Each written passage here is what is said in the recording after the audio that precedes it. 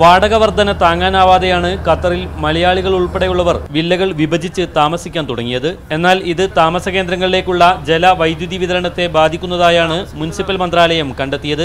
ഇതേ തുടർന്ന് താമസ കേന്ദ്രങ്ങളിൽ പരിശോധന നടത്താനും മന്ത്രാലയം തീരുമാനിച്ചിട്ടുണ്ട്. അതേസമയം കെട്ടിടത്തിനകത്ത് കടന്ന് പരിശോധിക്കാൻ അനുമതിയില്ലാത്തതിനാൽ പുറമെ നിന്നുള്ള സൂചനകൾ നോക്കിയാണ് വില്ല വിഭജനം കണ്ടെത്തുന്നത്. വില്ലകൾക്ക് സമീപം സ്ഥിരമായി പാർക്ക് ചെയ്യുന്ന വാഹനങ്ങളുടെ എണ്ണം, കെട്ടിടത്തിലെ എയർ കണ്ടീഷനുകളുടെ എണ്ണം, 2 AC തമ്മിലുള്ള അകലം, വീടുകൾക്ക് നൽകിയിരിക്കുന്ന ചായം എന്നിവ നിരീക്ഷിച്ചാണ് വില്ലകൾ വിഭജിച്ചതായി മനസ്സിലാക്കുന്നത്.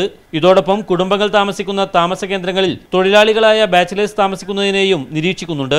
ഇത്തരം നിയമലംഘനങ്ങൾ പിടിക്കപ്പെട്ടാൽ കെട്ടിടത്തിലേക്കുള്ള ജലവൈദ്യുതി കണക്ഷനുകൾ വിച്ഛേദിക്കുകയാണ് ആദ്യം ചെയ്യുക. വില്ലകൾ വിഭജിക്കാൻ അനിവാര്യമായ കാരണങ്ങളുണ്ടെങ്കിൽ കെട്ടിട ഉടമകൾ നേരത്തെ അനുമതി നേടിയിരിക്കണം. താമസ കേന്ദ്രങ്ങൾ വിഭജിച്ചവർക്ക് വേണമെങ്കിൽ മുനിസിപ്പൽ മന്ത്രാലയവുമായി ഒത്തുതീർപ്പിന് സന്നദ്ധമാവാം. സ്ക്വയർ മീറ്ററിന് 250 റിയാൽ വീതം പിഴ അടക്കാനും സംവിധാനമുണ്ട്. Mujibur Rahman, media 1, Doha.